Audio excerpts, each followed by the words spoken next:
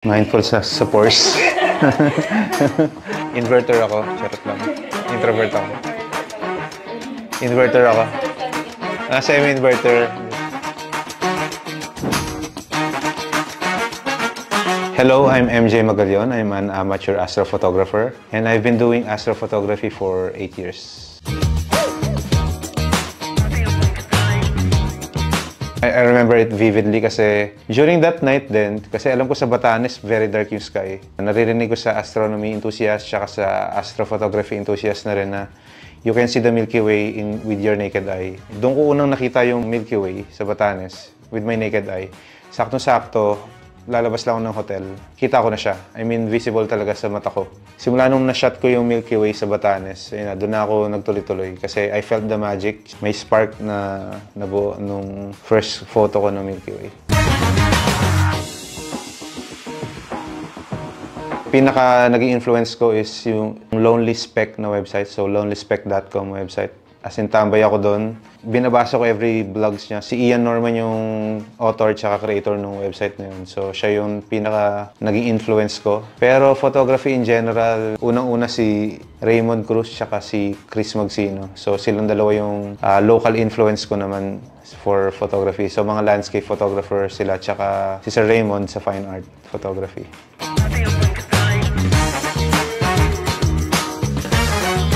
Ito yung go-to bag ko na Nook. Bulky siya, pero it fits lahat nung kailangan ko. Tsaka it fits really well kasi ang lalaki ang babalky nung mga gamit ko. Kasama na rin dito yung yung mga panlamig, damit ko na susuotin. Regular photography trip. Pack siya ng photography equipment tsaka ng mga damit. Go-to camera ko is yung Nikon Z8. Meron siyang features specifically for astrophotography. So may starlight view, low light interface. So nagiging red yung interface ng camera to keep your night vision. Tapos illuminated pa yung button niya. So just in case lang na mahirapan ako makita yung mga buttons na kailangan ko pindutin, illuminated siya. Bukod sa starlight view, I can expose up to 5 minutes and 15 minutes in a single shot without having a intervalometer. Dahil nga low light, tapos kapag nag-expose ka ng sobrang tagal, nagte-trail yung stars. So, in order to compensate, I use sky trackers. So, for this one in particular, Ioptron Skyguider Pro. Ito yung secret weapon ng mga astrophotographers. Depende sa shoot. So, may times na, alam mo yun, dahil familiar ka sa place, so kahit na a week before, you can plan it naman. Pero may mga trips talaga na, like, out of town, yung kunwari sa Bicol, sa Batanes. Yun talaga, siguro 6 months from the trip itself, pinaplan ko na yung itinerary. So, very detailed kasi yung magplano. I mean, itinerary, tapos yung time ng pag-shoot namin, kung anong oras kami aalis, kung anong oras kami dapat nasa second location, third location, gano'n. So, ano na siya, sa planning pa lang, may pre-visualization na nung magiging picture. So, yung magiging composition ko, kung ano yung magiging itsura ng image, parang visualize ko na sa ulo ko. Patience is a virtue, lalo na sa astrophotography. Kasi, lalo na nasa tropical country tayo, talagang may ulap na kasama. So, bihirang-bihira yung clear night. Ngayong taon, no? Maulap pa din kahit na tag-init. So, we always expect nga na may ulap na kasama. So, may challenges and we wait for the right moment, for the right opportunity to take the shot. And if binigay, so make the most out of it. Kapag hindi, it's okay. Kasi lagi kong sinasabi is accept or always embrace the process. And part ng process na yun yung pag-aantay ng moment. Na-overcome ko siya kasi I love camping, I love outdoors. So aside from astronomy or astrophotography, I enjoy din yung activity behind it. Kahit na hindi ko nakuha yung shot minsan, na-enjoy ko pa rin yung trip kasi ginagawa ko yung hilig ko rin. So lalo na kapag kasama ko yung mga tao na like-minded tulad ko. Ako kasi yung tipo ng photographer na before ko palang kunan yung isang subject, may idea na ako kung ano yung magiging final output niya. So parang napi-pre-visualize ko na yung magiging output ko.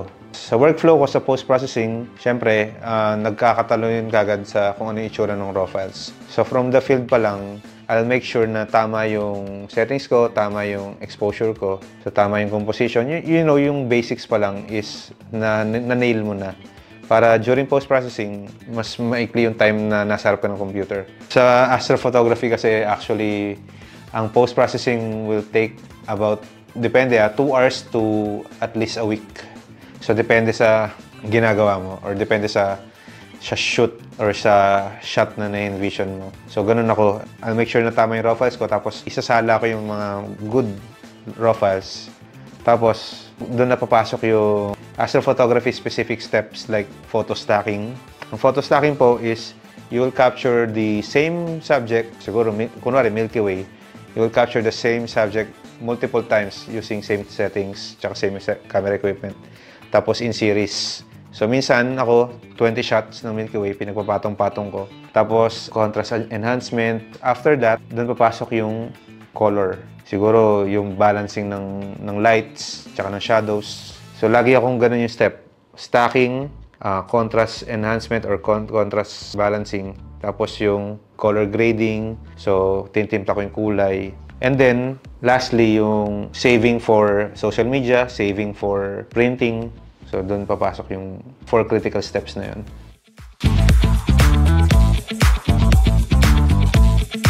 Una, ma-inspire silang mag-travel to go around, be with nature, to try astronomy. I hope na ma-curious sila na, uy, there's something out there na, lalo na sa mga city dwellers, na hindi na nakikita yung night sky, yung Milky Way. Sana matry nila at least once in their life na lumayo just to see the beauty of the night sky. I hope then na magkaroon sila ng internal realization kung makita man nila yung photo ko or magkaroon sila ng other perspective, ma-introduce sila sa ibang mundo bukod dun sa mundo na kinagagalawan nila.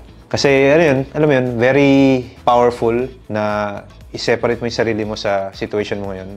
For me, ano yun very powerful internalization, realization. Typically kasi kapag astronomy, na pag sinasabi ng astronomy, ang liit ko lang sa mundo, yung problema ko maliit lang din kasi maliit lang din ako. Pero ano kasi siya medyo invalidating in a way. Kasi 'di ba? Kasi problema 'yun So kailangan mong harapin in a sense. So ayoko ma-feel na ma-invalidate yung kung ano man situation nila ngayon. But ang gusto ko ma-feel nila na may other world bukod dun sa situation nila.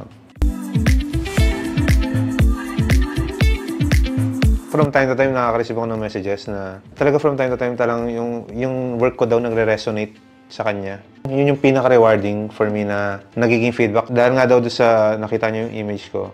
Nag-resonate daw sa kanya yung image ko to the point na nag-start siya mag-paint.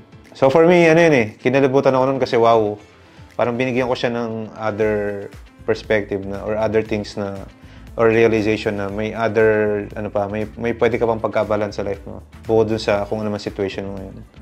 Tapos ngayon nagdi-display na siya ng paint niya sa ngayon kinikilabutan ako yun nung nalaman ko yun, sabi ko wow, sabi ko ang galing talaga, as in talagang ako nag-umpisa lang din naman ako na hindi naman ako astrophotographer, nag-umpisa lang ako as a student na nagbabasa ng astronomy books.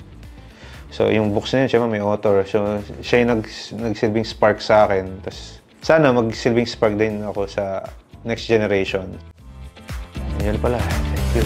Pero, wait lang sir. Kasi, introduce mo ulit yung sarili mo. Kaya natin ulit. Hindi ko iniisip na magagawa ko to. Kasi talagang sobrang tahimik kong tao. Ewan ko, siguro pabibo lang ako minsan, no? Talagang ganun.